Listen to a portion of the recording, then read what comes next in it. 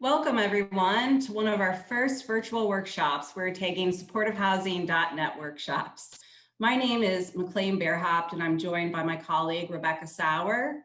We'll be your network host today. Our workshop series will be held over the next several months and will consist of online virtual learning opportunities for network members focused on various topics where we can learn from our peers, providers, and government partners on different subject matters. Today, we will learn from a network advocacy partner and friend, the Legal Aid Society, about the 2019 rent laws and how they have changed the landscape for both supportive housing providers and tenants living in scattered site supportive housing. As many of you know, in 2019, the state legislature passed a massive rent law reform package called the Tenant Stabilization and Protection Act. As part of the tenant protection law, there was a piece in it, Part J, that specifically impacted nonprofit providers and tenants living in scattered site apartments. Part J of the law eliminated the previous exemption for supportive housing providers from rent stabilization and clarified that if the apartment is rent regulated, both the tenant and the nonprofit are protected under rent regulation laws. Today, to walk us through these changes, we're so very honored to be joined by Josh Goldfein, staff attorney at the Legal Aid Society, to discuss the newish rights of scattered site supportive housing providers and tenants under Part J and answer any questions you all might have. Josh has been a dear friend of the network and has consistently offered sound legal advice and guidance to us and our members on this topic and many others over the years, as we're so grateful for his support. Before we jump in, just a few housekeeping items. Josh will start by presenting an overview of the changes and impacts of Part J and highlight a few recent cases that have taken place this past year. And then we'll open it up for a Q&A during the second part of the webinar. If you have a question, please type it in the Q&A box at any time, and Josh will answer as many as possible during the second part of the meeting. The chat box is really only directed to panelists, so please, again, put your questions in the Q&A box. Thanks again to everyone for joining, and with that, I'll hand it over to Josh. Thank you, McLean. Thank you all for being here, wherever here is. I'm Josh Goldfein. I'm a staff attorney at the Legal Aid Society and the Homeless Rights Project. Legal Aid is counsel to Coalition for the Homeless. And so in the Homeless Rights Project, we represent many individuals. We have a number of class actions, including the ones that establish the right to shelter in New York City. And again, we also represent the Coalition in their work. And they are both a plaintiff in the right to shelter litigation and also the court-appointed shelter monitor. So they spend a lot of time in the shelters working with individual clients, many of whom, of course, end up applying and moving into supportive housing. So we come at these issues from the point of view of the consumer.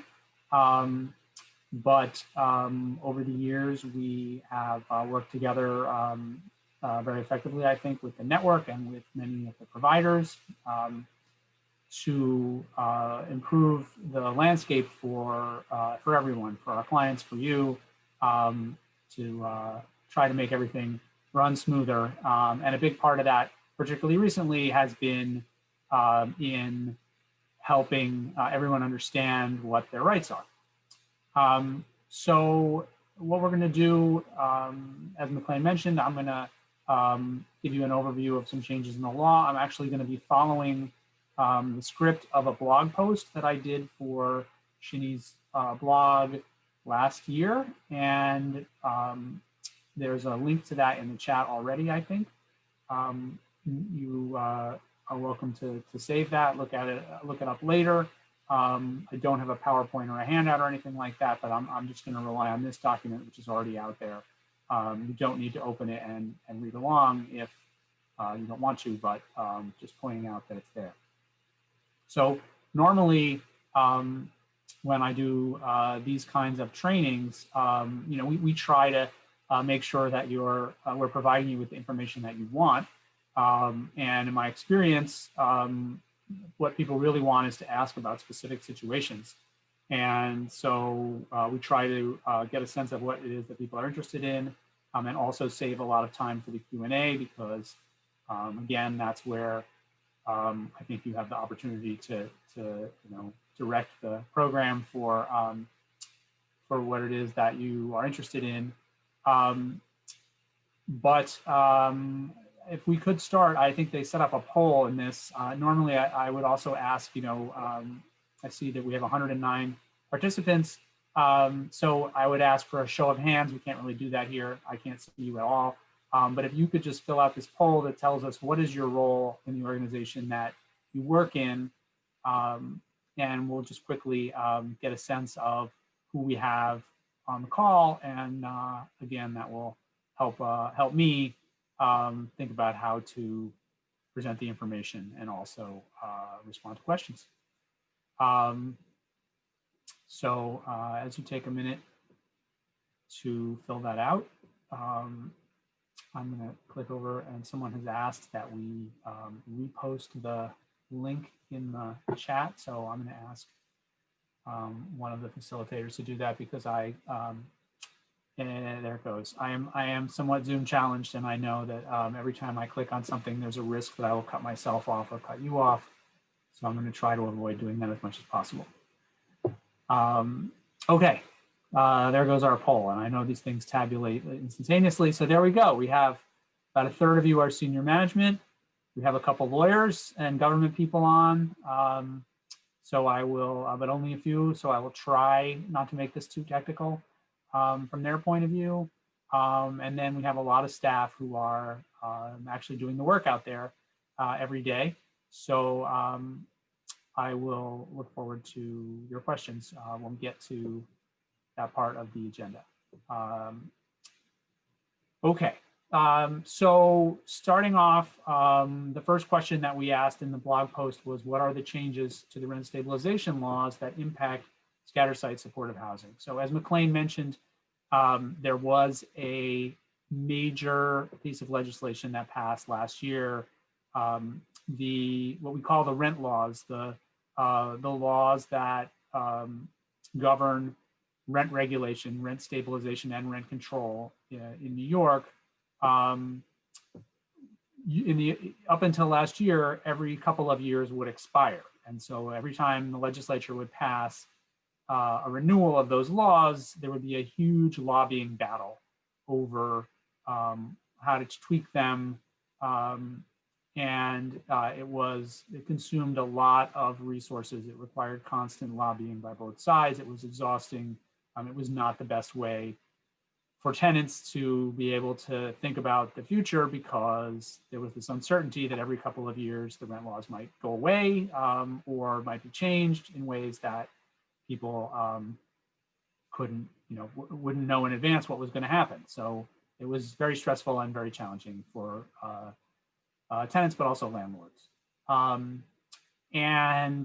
For those of you who follow this sort of thing, in New York for decades, the state government was split between the Republicans and the Democrats, but it so happened that in the last election cycle, there had been enough changes in the state and who lives here that the Democrats won control of both sides of the legislature, which meant that a lot of significant changes could happen that were never possible before, really. And one of those big changes was to the rent laws, or a set of changes. In the agenda that tenants had going into this, tenant lobbyists, tenant organizations, and tenants, was to make sure that the rent laws were no longer going to expire every couple of years. They said, let's just have some certainty here. Let's have a system where everybody knows what the rules are.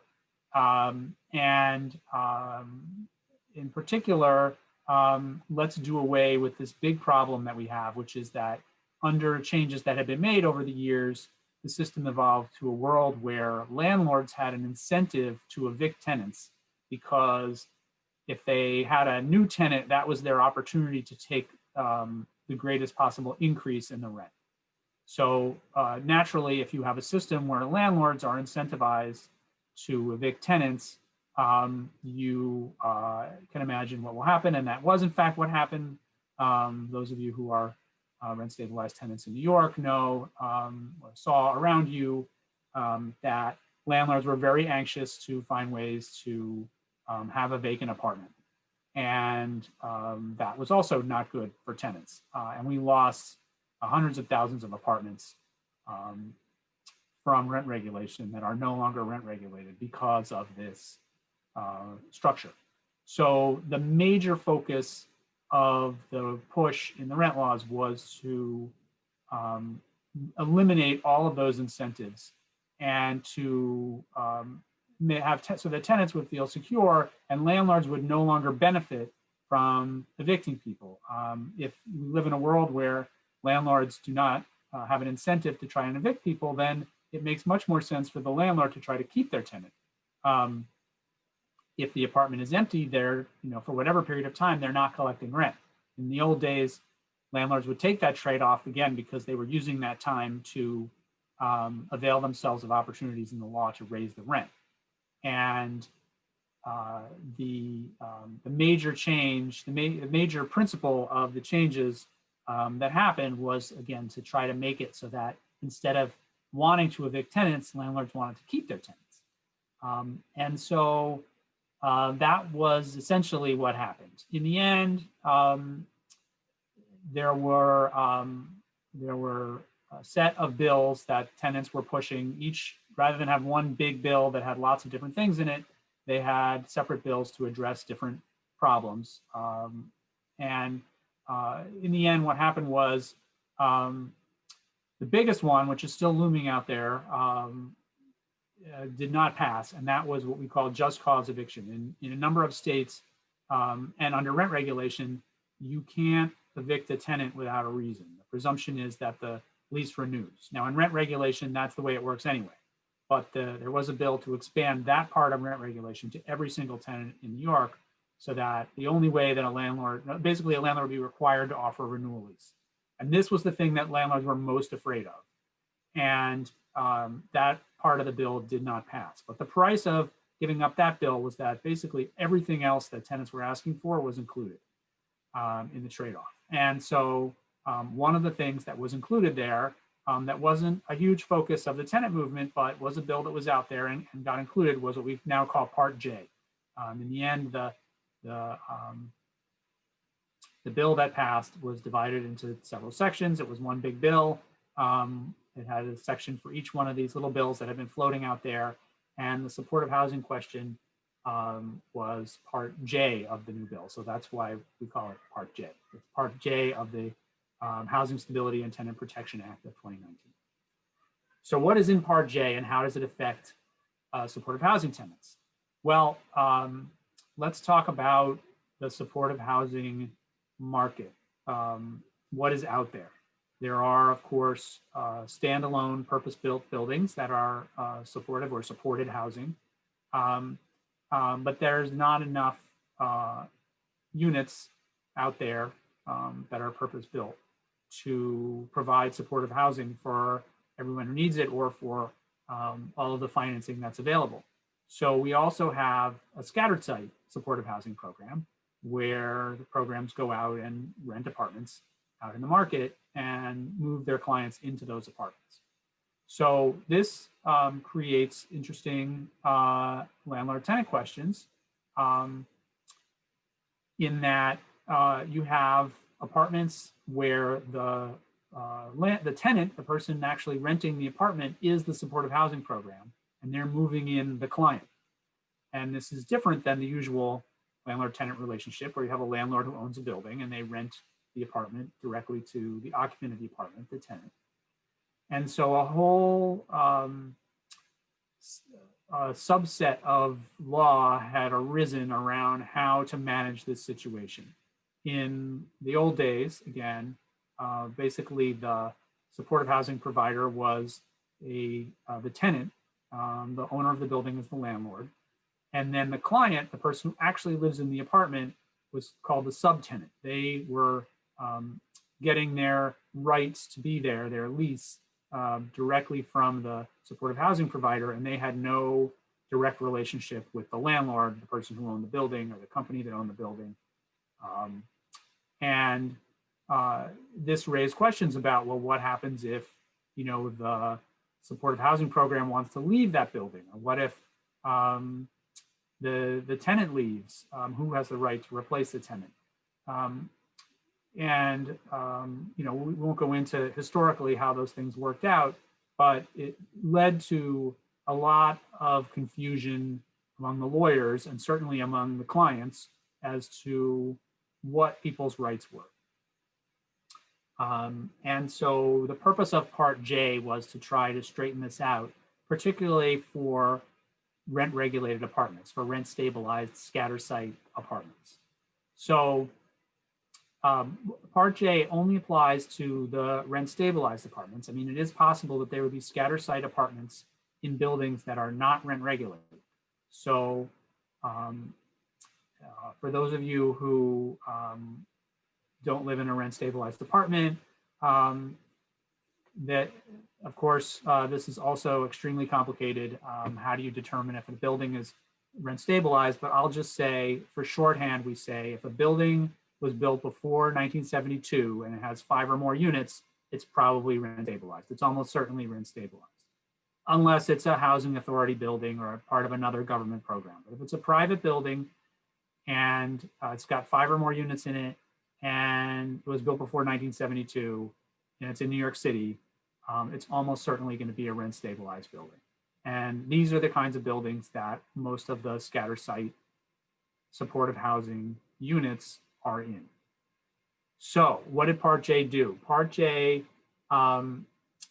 basically says that going forward, the tenant is, for when you're looking at what rent stab rights people have, both the person who lives in the apartment, the client, and the supportive housing program are both tenants. They are now co-tenants.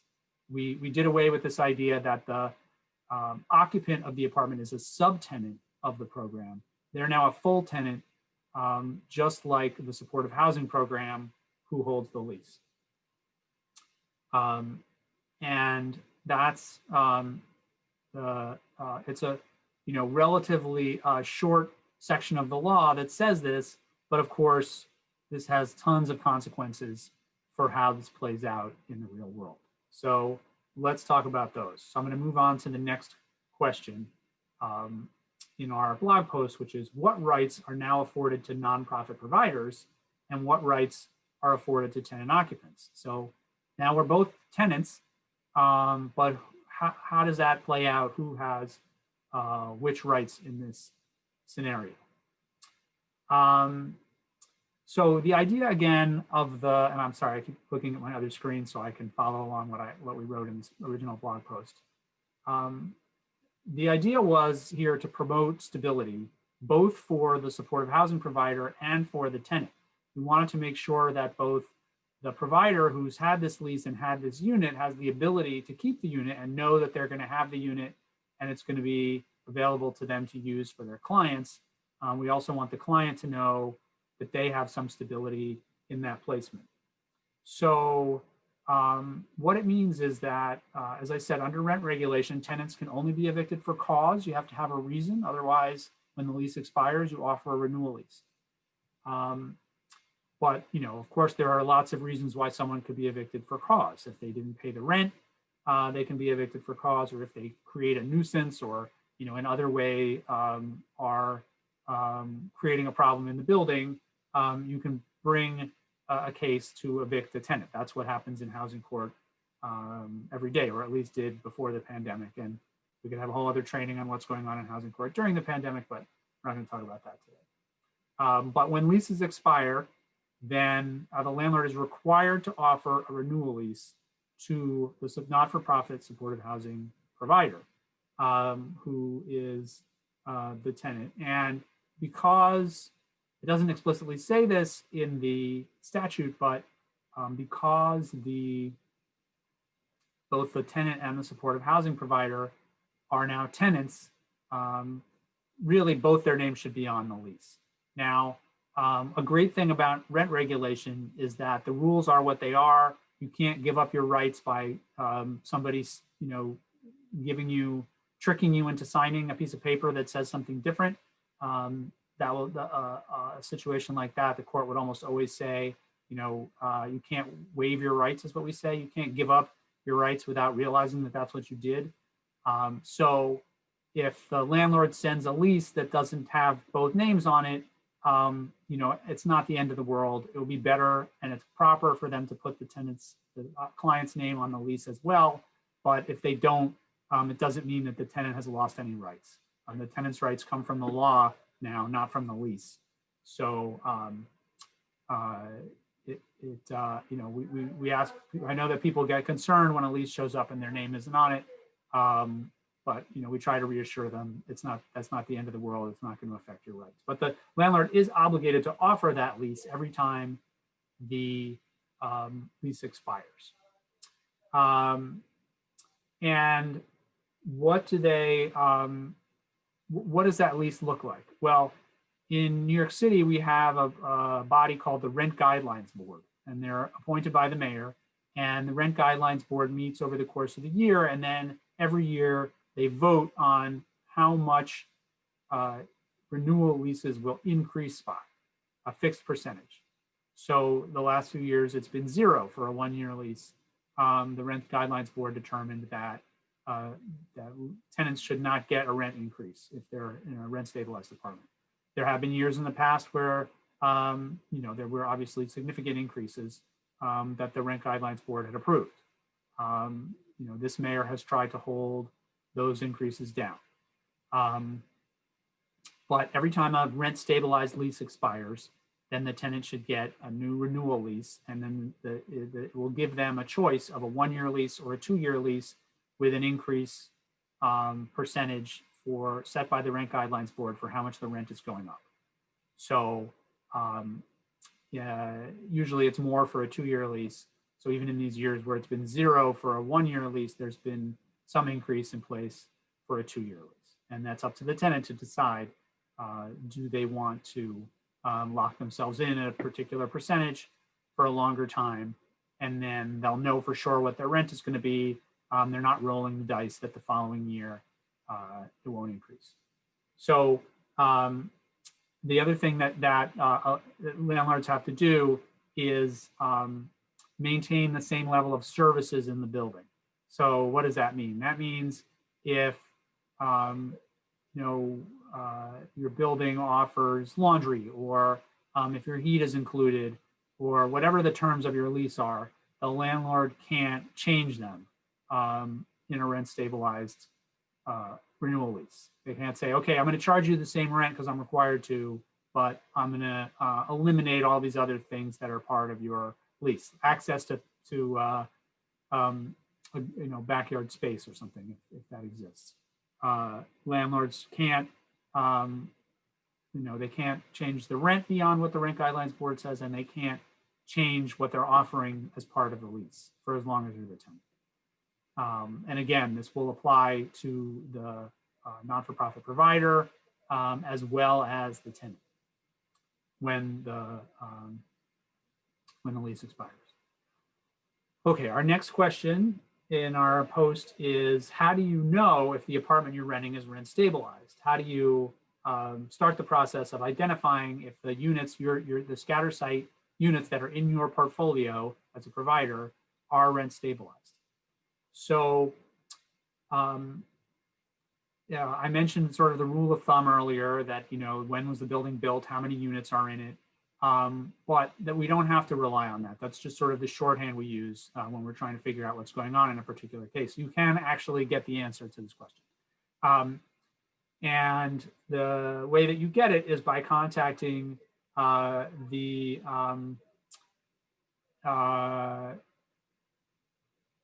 state agency that regulates the rent stabilization laws, which used to be called DHCR and is now just called HCR, Housing and Community Renewal. That is the agency that landlords are required to report to every year. If they have a rent stabilized apartment, they have to send in a form that says, my apartment is rent stabilized, it's empty or it's occupied. This is the name of the tenant if there is one, and this is how much rent they're paying. And they have to fill out a form for every single apartment and send that in every single year. I'm just noticing, by the way, I think I misstated the rule before. I don't remember if I said more than 5, which is what I'm supposed to say. I may have said 5 or more, said that backwards, but it's 6 or more units. If the building has 6 or more units, more than 5, and was built before 1974, then we presume that it's rent stabilized. But you don't have to rely on me and what I say. What you can do is you can go to the HCR website or call them or visit one of their offices. They have offices in New York City, and you can request the rent history for the apartment. So it's a really good idea to do this for all the apartments that are in your scatter site portfolio. In order to, they won't just give this information to anyone. The state considers this information to be private. So they will give it to the tenant if the tenant fills out a form and requests it, and you are the tenant now, so you can request it. And they will mail it to the address. As the tenant, you should be able to get them to mail it to you at your office, but they will definitely mail it to the tenant also, because of course the tenant presumably has access to their mailbox, and so that's a safe way to send the information. And I know that at the start of all of this, there was a big push by a lot of the providers to gather this information quickly, and HCR worked out, I think, for some providers, a way to request a large number of these printouts at once. So if you're a provider that has a lot of scatter site placements in rent-regulated buildings, you may have done this already. They may have worked something out for you. I actually don't know what the current state of that is, so I'm going to put my own question in the Q&A if I can, for anyone from Shinny or anybody who has dealt with this, and have them and just ask that somebody maybe give a little report on how that's going. But as I understand it, HCR was willing to do kind of batches. They didn't want you to give them 1,000 at once, but they had set up some way for you to get a lot of them at once, and you know, a few at a time, so that they weren't overwhelmed in processing all of these forms. If you're curious, by the way, about when was a building built and how many units does it have, because you may not know that, you can look that information up on HPD's website, and we gave you links for both HCR and HPD in the blog post. It can be a little challenging to read that, but the information is there. You know, you can reach out if you have difficulty using it and need help. There's a wonderful New York City website called NYCGIS, Geographic Information Service, I think, that allows you to get all kinds of information building by building that I find very helpful. And it pulls together the information from lots of city websites, but the NYCGIS site is taking the information from HPD's website. So you can also just go straight to HPD's website and you can look up, it'll tell you how many units are in the building and what year was the building built. You may also say whether it's rent regulated, and that information is good to use to sort of confirm, but the city agencies unfortunately do not have the power to determine who's rent stabilized. That belongs to the state and the HCR agency. So if HPD says that something is rent regulated, that's not the final word on it, but it's generally, they're usually right. Okay, the next question we have is, what happens if the apartment should be rent stabilized, but we didn't receive a rent stabilized lease rider and nothing in the lease refers to its stabilized status? This happens a lot. And in particular, it's been happening recently. As you can imagine, landlords were very unhappy and very surprised, frankly, that this bill passed for a very long time. Again, while the legislature was split between Republicans and Democrats, landlords were used to having their way, or at least having the balance of power in the negotiations. And they were totally unprepared for a world where the tenants had the upper hand. And I think they just had their heads in the sand, and they got clobbered. They were not able to stop a lot of the changes that the tenants wanted, and then the governor signed the bill. So all of a sudden they woke up one morning and the whole world had turned upside down. And so a lot of the landlords are still, even to this day, in denial about that. They or they just are set in their ways and they don't pay any attention to the law. And a lot of them thought, well, maybe I can get out of this if I can just get the tenant or the supportive housing provider as the tenant, who I think of as the tenant, to sign something that says it doesn't apply to them or they're not rent regulated. And they went to their lawyers and they said, do I have to change my forms? And the lawyer said, I just send them what you've always sent them. As I said earlier, this doesn't change what your rights are, or the client's rights are. Signing a piece of paper doesn't change the rules, but landlords continue to send out paperwork that does not match the reality. And it's okay if people sign that. It's not the end of the world. It would be better to push back and say, landlord, really, we should have documents that reflect what our rights are. It doesn't make sense to sign something that's wrong, that's incorrect. But landlords are still sending this stuff out. So we have had, through Shinny, we've had a number of calls with providers. Maybe some of you are on the phone, who we spoke to, who were experiencing this, where the landlord was sending out paperwork that did not accurately reflect what the tenant's rights should be. And we talked about different strategies for dealing with that. Again, having a conversation with the landlord, trying to reason with them. We'll talk a little bit about why some of the changes actually benefit landlords, and so they should want you to stay on as their tenant. But sometimes this process requires educating the landlords. Sometimes it requires just sticking up for your rights. But you should know that in the end, under Part J, the supportive housing provider is now a tenant, a rent stabilized tenant, and has this right, the rights we talked about before. Here, the landlord is required to offer you a renewal lease. The lease amounts have to be rent regulated for new leases. If the landlord sends you paperwork that does not reflect reality, you aren't going to lose anything by signing it. But again, it would be better to sort of get everyone on the same page in the relationship. I'm going to give you a bit of advice that we give to clients, to people who are tenants in rent stabilized apartments, which may sound counterintuitive, but you actually, as a tenant, if you are not, let's say you're not a supportive housing tenant, you just are renting an apartment, and that it's rent stabilized, and the landlord doesn't send you a lease. This makes people very anxious.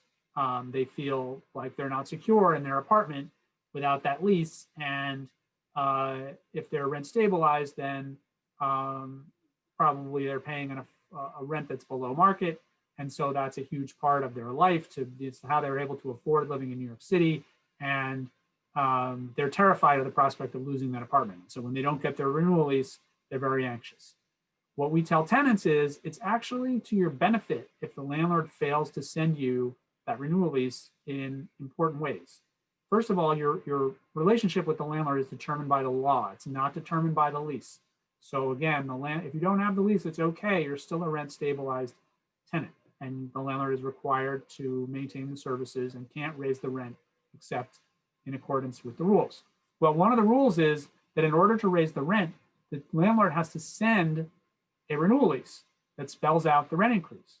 So if you're a rent stabilized tenant and the landlord fails to send you a renewal lease, then they can't raise the rent. They are stuck with the current rent until they send that renewal lease. So those landlords who consider themselves sneaky, trying to get around the law, by not sending a lease with the right language in it and trying to, you know, give the tenant some uncertainty about whether or not they can stay, are limiting their own ability to raise the rent. Now, of course, if the rent guidelines increase is 0, it's no harm to the landlord. The rent stays the same anyway.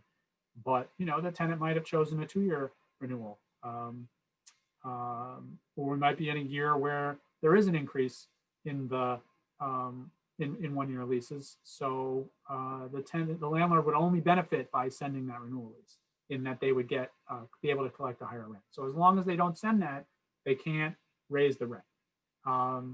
So that is a benefit to the tenant, actually. And it's many people would rather have the renewal lease and pay the increase for the certainty, and so that they are not afraid that there's something going on and they don't have a lease in their name. But from the landlord's point of view, again, it's to their benefit to send that renewal lease, because that's how they get to raise the rent. Okay. Next question we have is, do the new rights afforded in the law in Part J apply to apartments rented or renewed before the law passed, which was June 14th of last year? Yes, the law is retroactive. That means it applies to every current rent stabilized apartment. However, here is another loophole, sort of, that benefits the landlord, particularly if you stay on as the tenant. During the old days, before the law passed, before Part J, there were ways in which these scatter site supportive housing apartments were not subject to rent stabilization. That's what the law, Part J, was trying to fix. And one of the results of that was that landlords were renting apartments to you, supportive housing providers, as scatter site apartments for rents that were higher than what they could charge under rent regulation. So the rent stabilized tenant who just rented their apartment directly from the landlord in apartment A, you know, maybe could have been paying, let's say, $1,000, and the same size unit in apartment B that's rented to you, you were paying $2,000. The landlord could charge the supportive housing provider more rent than they could charge what we call a natural person, a person who was, you know, just a tenant renting an apartment.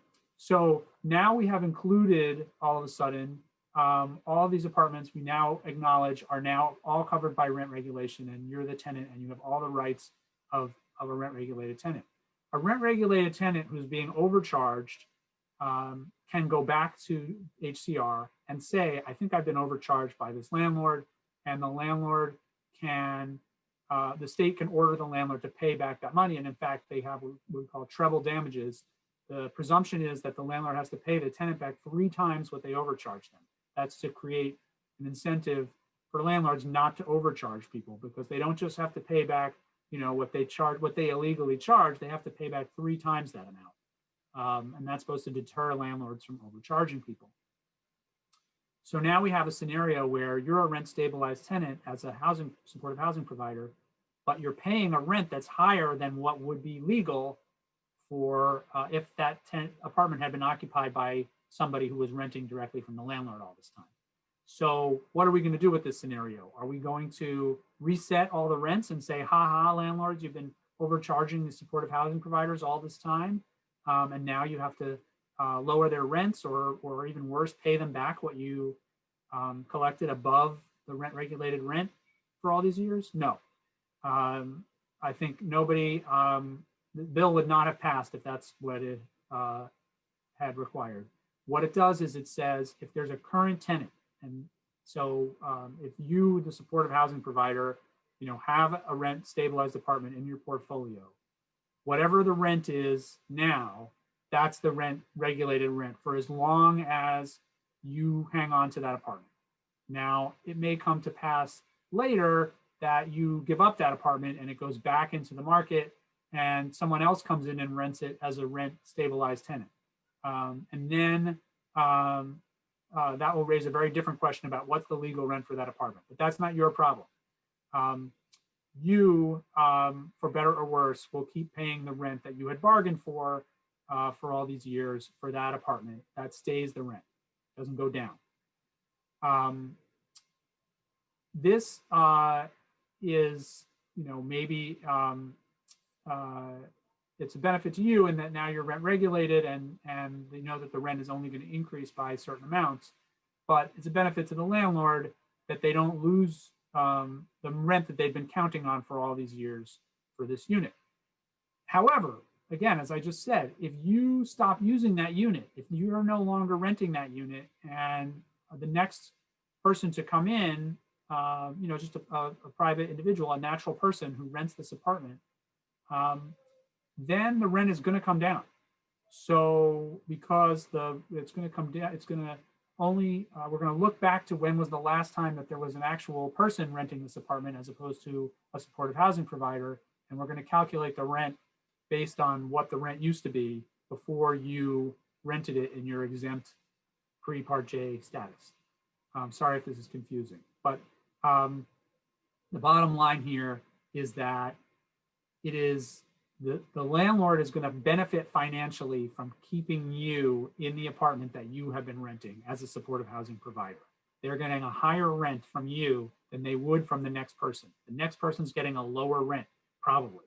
Again, we'd have to look at the rent history for the apartment and calculate what was an appropriate increase for all those years.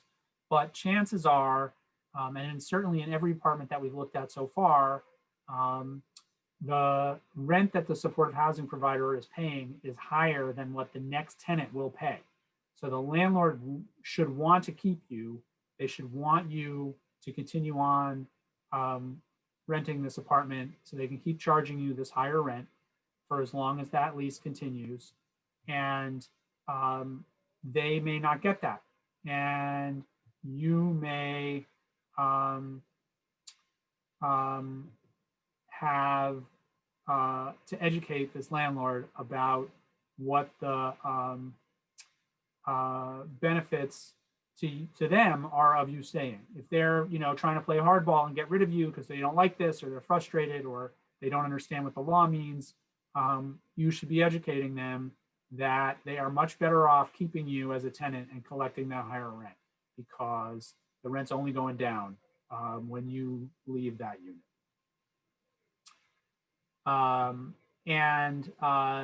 Just to be clear, when does that lease end? It ends when both tenants have left the apartment. So even if you stop using the apartment, but the client stays in the apartment and is able to pay the rent, which is another question that we'll get to a little later, that apartment is not vacant. It is still occupied. It is only when both the supportive housing provider and the client have both given up the apartment that the landlord gets it back and can charge a higher and will now have a lower rent.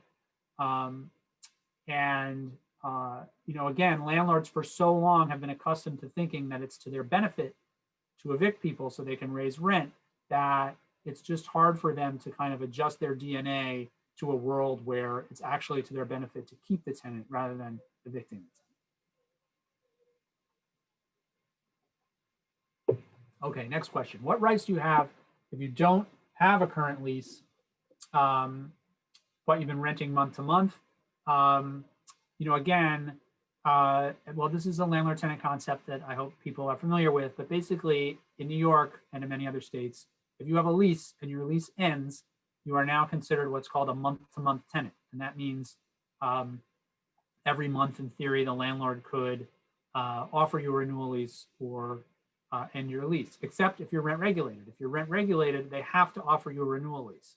So if your lease ends, you are, and you don't get a renewal lease, you are now a month-to-month tenant, what we call a month-to-month tenant. That's a little scary if you're in a building that is not rent regulated. If you're in like a two-family house, the classic example is an owner-occupied two-family house where they rent out, the garden apartment or whatever. In that situation, if it's not rent regulated, then that landlord could choose to end that lease at any time and give the tenant a month to move out.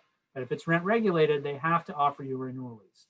So again, if the period of the written lease has ended, even if the old lease didn't say anything about rent regulation, if this is a rent regulated unit, you're now a month-to-month tenant, but a rent stabilized month-to-month tenant is entitled to a renewal lease.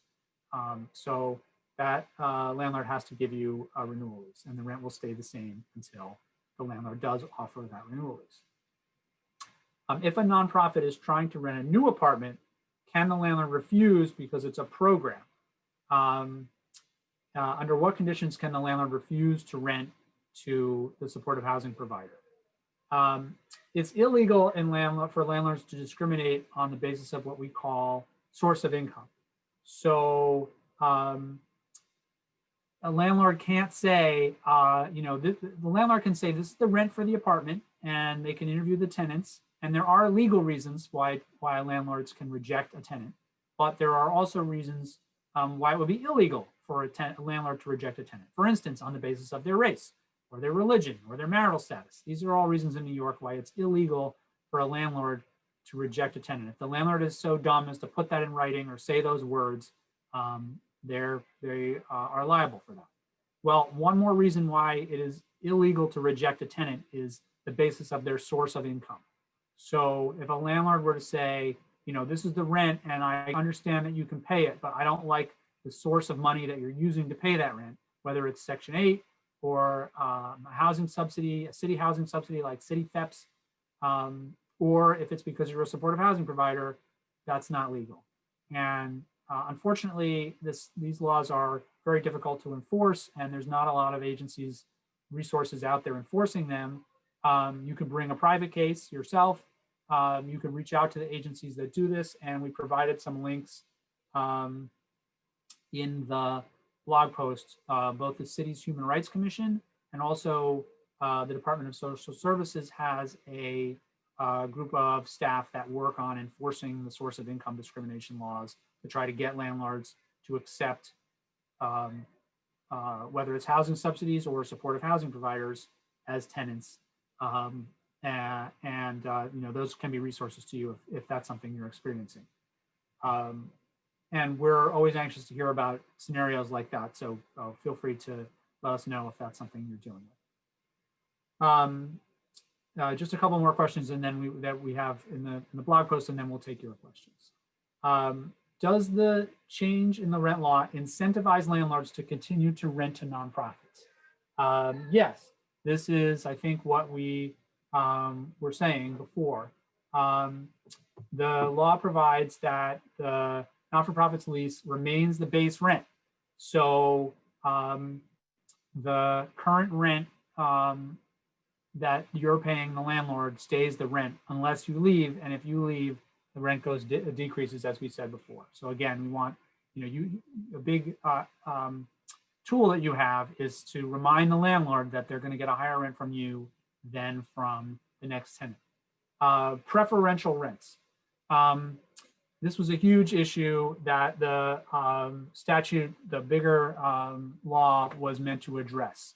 A preferential rent occurs when, let's say, a landlord has been claiming increases every year when they file their registrations with HCR, and they claim that they could now charge, let's say $2,500 for this rent regulated apartment under the law. But as it happens, that's above what the market rent is. And so they would say to the tenant, I'm allowed to charge $2,500, but I'm going to rent it to you for $1,500.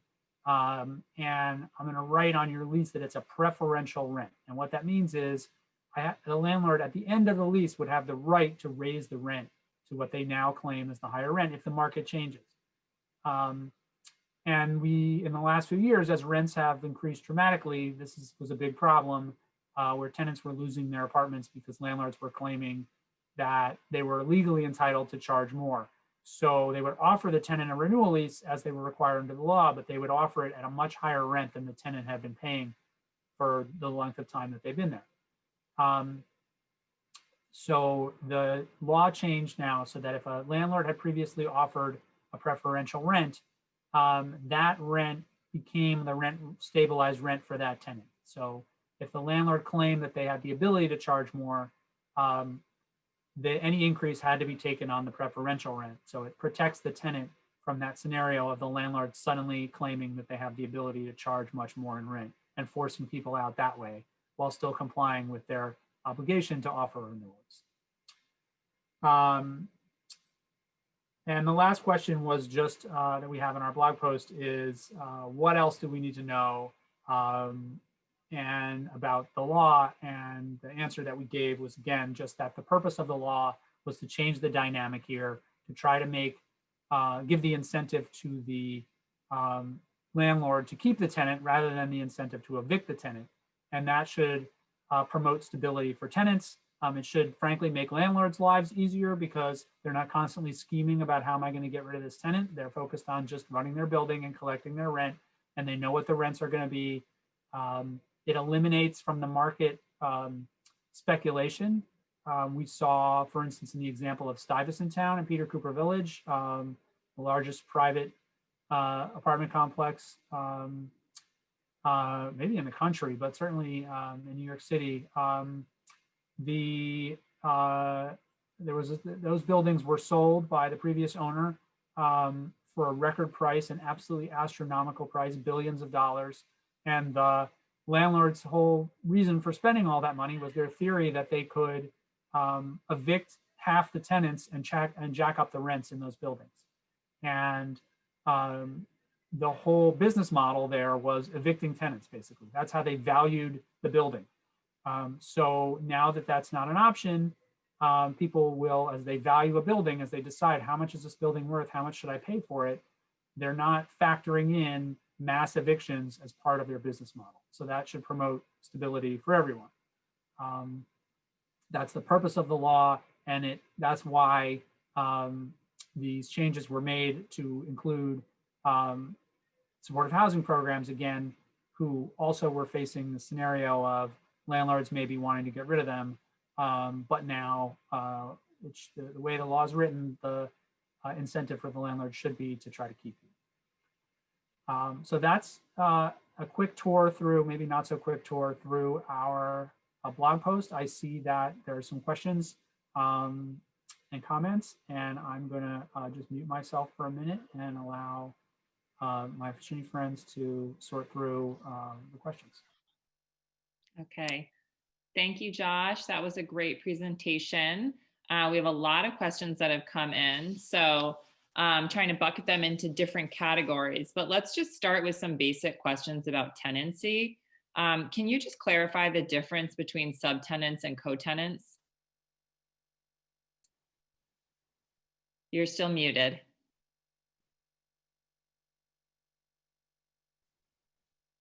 Okay, sorry, a little housekeeping on this end too. Yeah. After filibustering for an hour, I reduce my own background noise here. What is the difference between a subtenant and a co-tenant? Yes. Right. So if you're a co-tenant, everybody has exactly the same rights. You have the same relationship with the landlord. You're totally equal. Just to put it in a real world scenario, if you and a friend go and rent an apartment together, let's say you rent a 2-bedroom apartment and you're each going to have a bedroom, and you both sign the lease, you are now co-tenants. You're both liable for the rent. You both have the right to renew if that's part of the lease. You're totally equal. On the other hand, if you go out and rent an apartment and it has 2 bedrooms, and then you advertise for a roommate, and you choose the roommate, you would then have a sublease with that person. You're the one who has the direct relationship with the landlord. The new person, the subtenant, the roommate, has a relationship with you only. So they have no direct connection to the landlord. If you choose to leave, they're out of luck. They don't have the ability to renew. All of their rights are totally, we say subordinate, but all of their rights come from you. So whatever you choose to grant them. So in the old days, again, we were sort of, this was the supportive housing scatter site program was unusual relative to most tenancies. So we, in trying to describe it, we used words that came from regular landlord-tenant relationships. So the way that we described it was we would say the supportive housing provider is the tenant, and the client who actually lives in the apartment is a subtenant, and all of their rights come from the supportive housing provider. So what the law does is change it so that it's clear that, at least for rent stabilization purposes, that client is an equal co-tenant with the landlord. And they're entitled to renew the lease as well if we were in a world where the supportive housing provider wants to give up the apartment, the tenant in theory could stay. Now, I'll just say this now, I don't know if this is in the questions, but we always want to point out that because the rent is set at the amount that the supportive housing provider agreed to pay, the tenant is now the client is now a rent stabilized tenant. They could choose to stay in the apartment. They don't have to leave, but the rent is set at the amount that you were paying. So that's probably a lot more than would have been paid by a regular rent stabilized tenant, and highly unlikely, I would think, that the tenant can actually afford that rent. So it's kind of a hollow victory to say you're entitled to the renewal lease, but you never know. I mean, they may have a family, or they may be able to get a roommate, or they could be working and their fortunes there have improved. It's possible, or you negotiated a very low rent as the provider, and so the tenant can actually afford that rent. That's kind of their call. If we got to a scenario where you were giving up the unit, but the client wanted to stay, their rent would be the same as what you're paying, so they would have to be able to afford that. Okay. Now, another scenario that is common in scattered site supportive housing is there are two roommates living in the unit. So in that case, are we describing all three parties, the provider and both tenants, as co-tenants? Just want to clarify that. Yes, I think that's pretty clear. In theory, if the client went out and got themselves a roommate that had nothing to do with the program, maybe that person could be was a subtenant. But if you're talking about a world where the provider put both of those clients in the unit, then yes, I think it should be pretty clear that they're both tenants. Okay. Now, succession rights. Yes. Big question. And this is already playing out in court. We're starting to see, the law's been in effect for over a year now. We're seeing decisions, real world scenarios. What does succession mean? So recently we were contacted about a case where the client, the tenant, had a child, an adult child, who lived in the apartment in the supportive housing scatter site unit with the client. And the client, the original tenant, died, but it's a rent regulated apartment. So there is a whole body of law about what we call succession rights. Who has the right to keep an apartment if the person whose name is on the lease dies? And generally it's family members, dies or moves out, I should say. They're no longer living in the apartment. I mean, classically in New York, we talk about extended families, right? Where somebody's been in an apartment for decades, parts of their immediate or extended family live in the apartment with them. The lease has never been adjusted, so it's the original tenant who's been there all this time, whose name is on the lease. That person moves out of town or dies. Who has the right? Does anyone who's living in the apartment have the right to take over the lease? And that's what we call succession rights. So there are rules about that and how close the family members are and how long have they been living there. I'll just say, because we're on this topic, that generally the rule is it has to be a pretty close family member and they have to have been there for 2 years, unless the person is elderly or was ill and the relative who was with them was caring for them, and then it could only be 1 year. But for the most part, it has to be a close relative who was there for a significant amount of time. But in this case, the client had been in the apartment for a long time. His adult son also lived with him, and he died. And the landlord showed up and said, "Okay, he was the client, not you," and changed the locks. that was illegal. That person, that the son has succession rights to the apartment. Now, again, whether he can afford the rent is another question. But in New York, we follow law that is centuries old, which is that landlords generally do not have the right to just lock people out of the apartment. They have to bring a case to housing court to evict a tenant.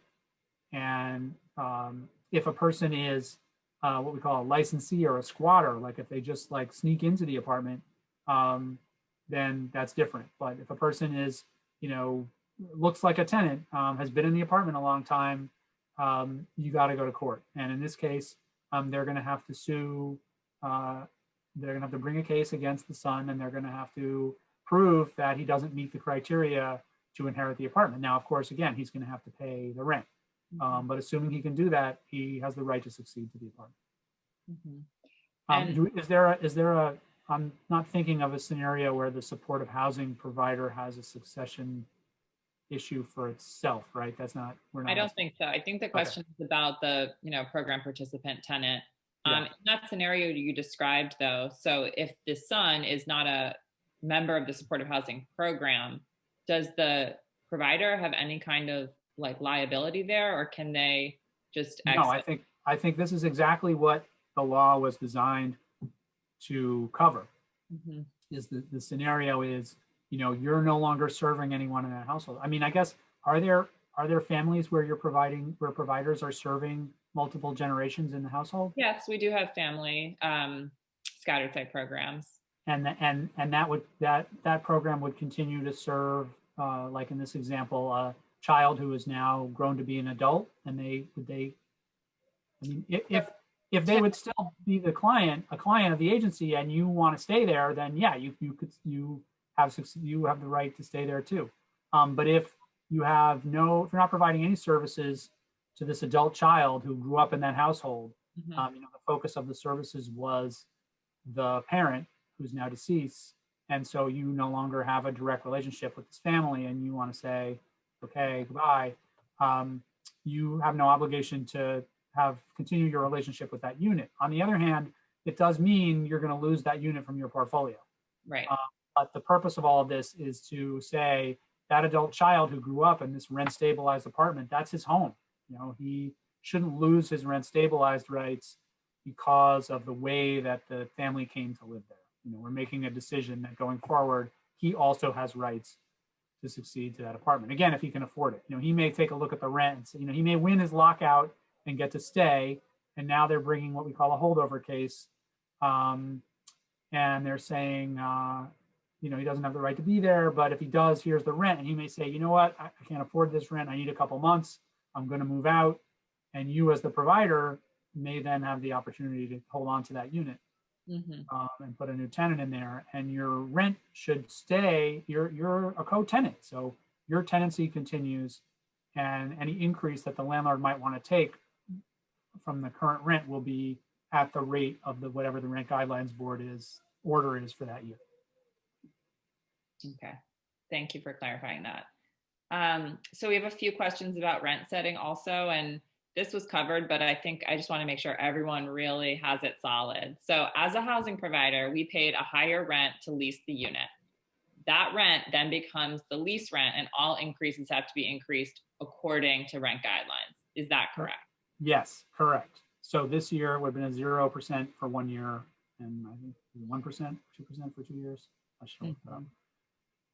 But yes, the rent stays the rent. I mean, that was the trade-off, right? We're not gonna suddenly, in addition to changing all these rules, take all this money away from these landlords who've been charging these higher rents for all these years. The rent will stay what it is, but any increases are taken from that rent. And the big question is what happens next with the next tenant. That's going to lead to some very complicated fights about what the rent should be for the next tenant, but that's, again, not your issue. Okay. Major capital increases. So this is a strategy that landlords have used to, supplant their potential lost rent. How does that play into this? Did that change with the rent laws? Yeah, so there are two kinds of increase that landlords could take. They have their own complicated rules, but one of them we call a individual apartment increase, or a 1/40th increase in the old days. And that was, while this is one of the ways that they would jack up, this is maybe the most frequently used and most subject to fraud, was if when the tenant left, the landlord could go in and claim that they spent a bunch of money improving the apartment, and then they were entitled to raise the rent by 1/40th of the amount that they spent in the apartment. And we just saw a lot of abuse of this provision. And then there's another provision where the landlord makes a change for the entire building, like they replace all the windows is the classic example. And that's called a major capital improvement, where the landlord is saying, over and above regular maintenance, I am improving the building by, upgrading all the windows, for instance. I'm going to change these old drafty windows to new, thermally sealed windows.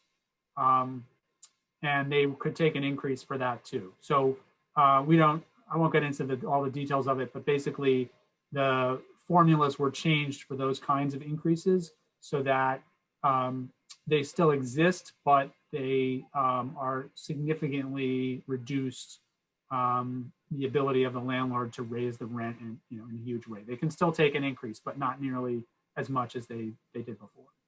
Mm-hmm. Okay. We have a lot of questions about lease renewals. Okay. So, you spoke about how if you don't have a lease renewal, you're still rent stabilized tenant, doesn't change that under the law. But if a landlord doesn't provide a renewal for more than a year, and then they decide to provide a renewal, when is that renewal effective? And is the tenant responsible for the period that was skipped? Yeah, so if you're in a rent stabilized unit and the landlord fails to offer a renewal lease, again, that is to their detriment. They are giving up the ability to charge more rent until they offer that renewal lease. So if they wait a whole year, they're out of luck. I mean, they can't go back and charge more for the months back to when the lease ended, the written lease ended. They can only start charging the new rent from when they offer that lease.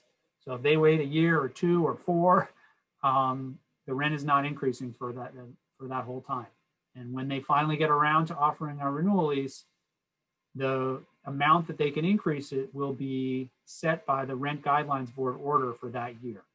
Every year they put out an order and they say, it's usually October 1st, all leases that begin between October 1st of this year and September 30th of next year, you can only increase the rent by X percentage. Mm-hmm. And so whatever order is in effect at that time, that's how much they can raise the rent, and it will only be going forward. They can't go back and say, I forgot to send you a lease, and so now I'm charging this increase all the way back to when I should have sent you the lease. It's okay. On them.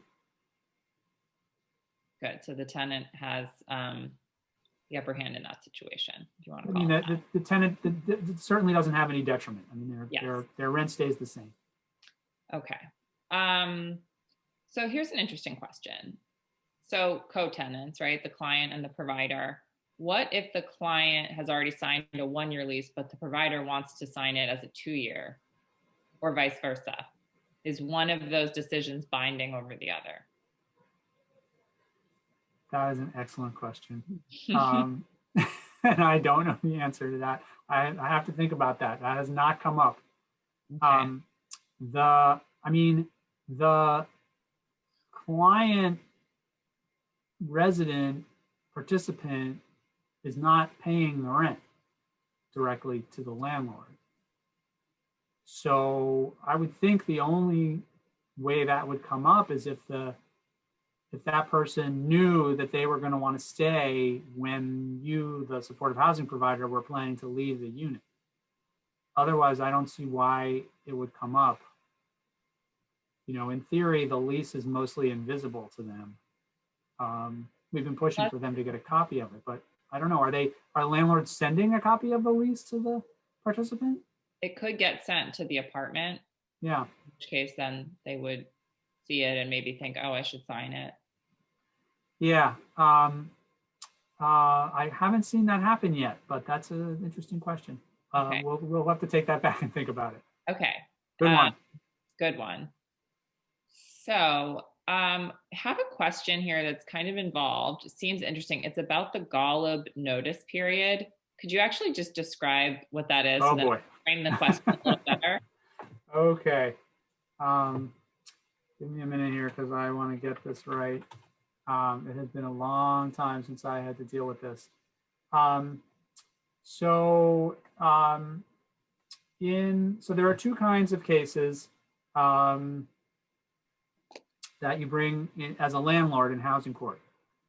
You're either suing to collect the rent or you're suing to evict the tenant because they violated the rules somehow.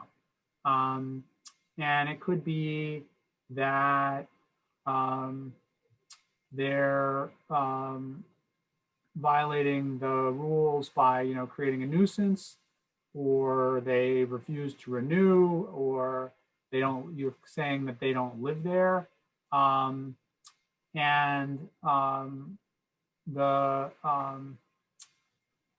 The Golub notice applies when the landlord wants to claim that the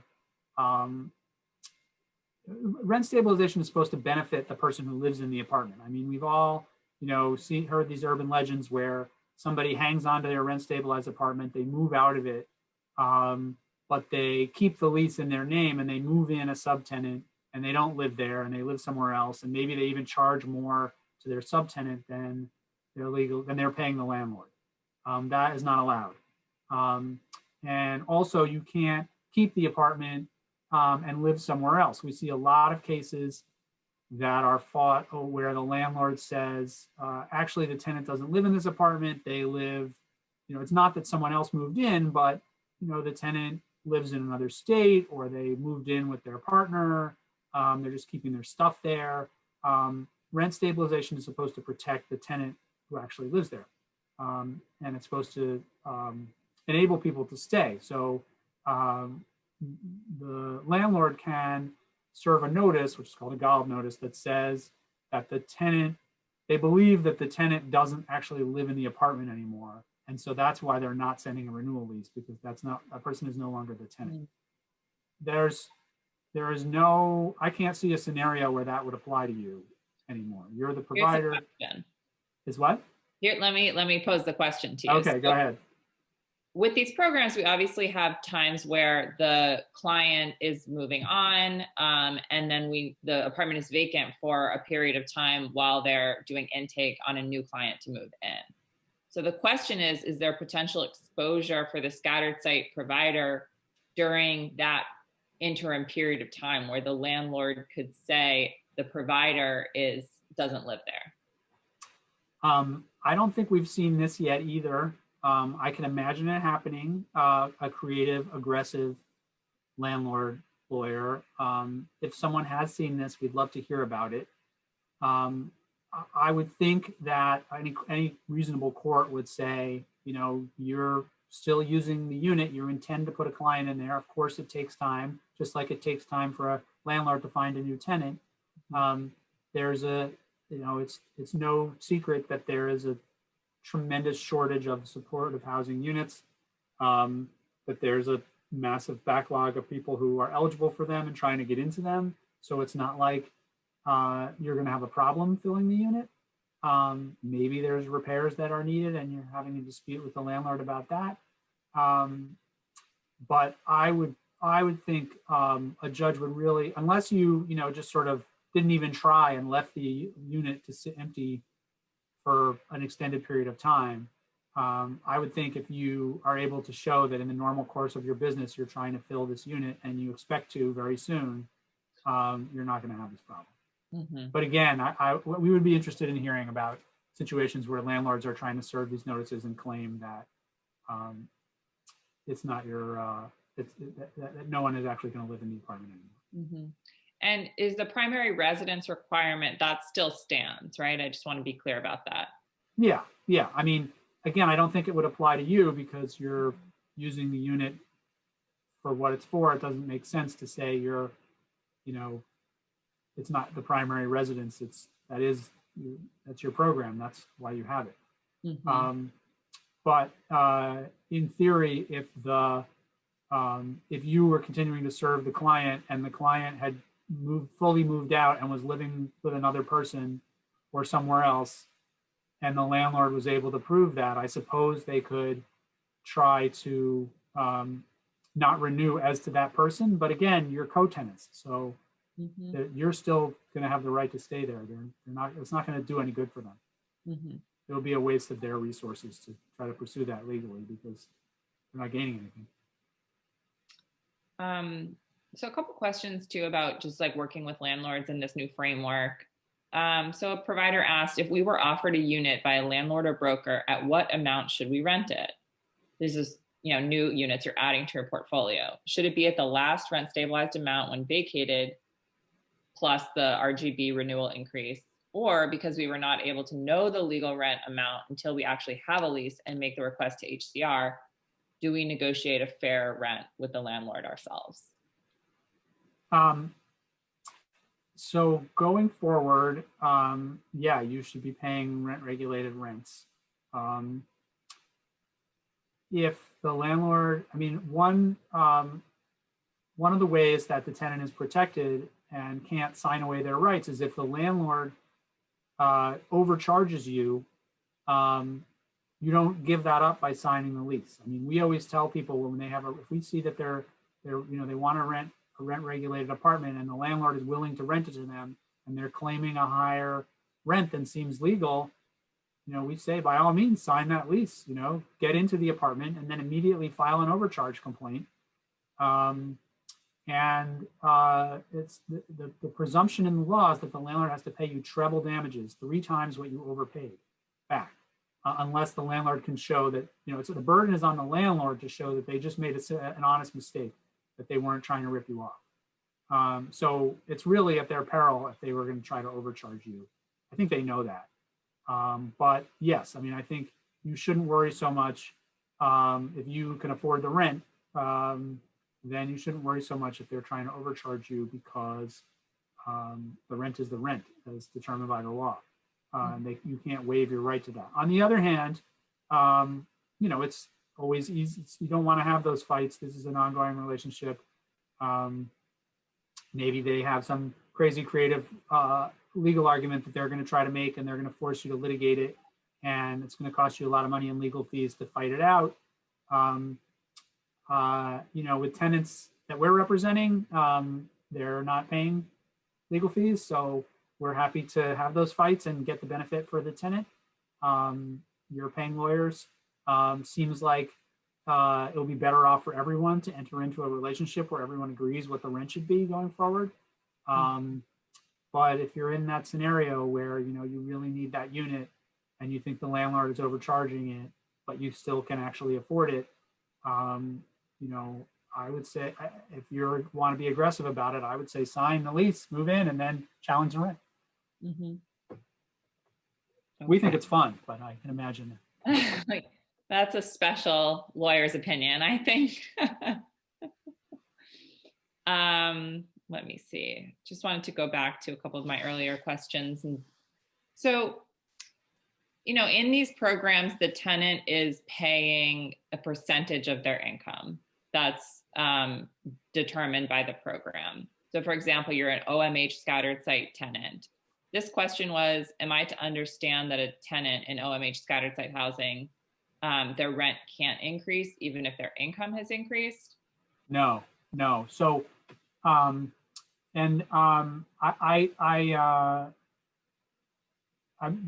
number of the recent cases, that we've been following under the law address this question of the difference between the client's relationship to the program and the client's relationship to the landlord. So everything, and I probably should have said this at the beginning, everything that we've been talking about has to do with the relationship of these parties to the landlord. none of this affects your relationship to the client. And I know that there are lots of different rules about this, depending on what kind of supportive housing program it is, which regulatory agencies are involved, which rules apply. I am not offering any opinion either way about what the relationship is between the tenant and the program, the participant, the client, and the program, what the rules are for terminating your relationship if you want to no longer work with this person, what rights they have, etc. Except to say that none of this change in the rent law has any effect on any of that. If your rules require the tenant to pay a certain amount of their income to you, then that's your relationship with that tenant and that client, and those rules are totally distinct from all of this. I believe that the way everybody is doing it is that the supportive housing provider is paying 100% of the rent to the landlord. The client is not paying anything to the landlord. If the client is paying anything, it's to the program. So if you have a dispute with the client about how much they're paying you, there are rules about how you work that out. They're in your program rules. They're in the regulatory agencies rules, maybe. I don't know. It depends on the program. But that's really between you and the client. Mm-hmm. As long as the rent is getting paid directly to the landlord every month, that's what will determine the landlord's ability to challenge anybody for not paying the rent. If you're paying, the programs, I think, are paying the rent, and the clients are paying the programs. None of this has anything to do with the relationship between the client and the program. Does that answer the question? Yeah, the one thing I'm wondering if you just have to watch for is making sure that the client's rent doesn't exceed the regulated rent that you're paying, right? I think those two things are totally independent of each other. It's theoretically possible, especially for newer units, right? If you were fortunate enough to get a new scatter site apartment and the rent was very low, and you were working with a client who was highly employable and got a great job, it's theoretically possible that their rent would be higher than, that the 30% of that would be more than the rent. And I would argue that if we were representing that person, we would try to persuade you as the program not to charge that person more than they would be paying directly to the landlord as rent. But I would think that sort of relationship of what the rules are about how much they're supposed to be paying to the program that's all totally independent of the relationship with the landlord and how much the landlord is entitled to charge in rent. So, as a sort of law school exam question, I'm sure I could construct a scenario where the tenant actually owes a program more than the program is paying a landlord, and the program is making a profit off of the tenant, but at least in terms of rent. But yeah, I think that would be an extremely rare situation for that to work out that way. So I'm going to ask one more question before we close out. We're nearing in on noon. But this question is about eviction.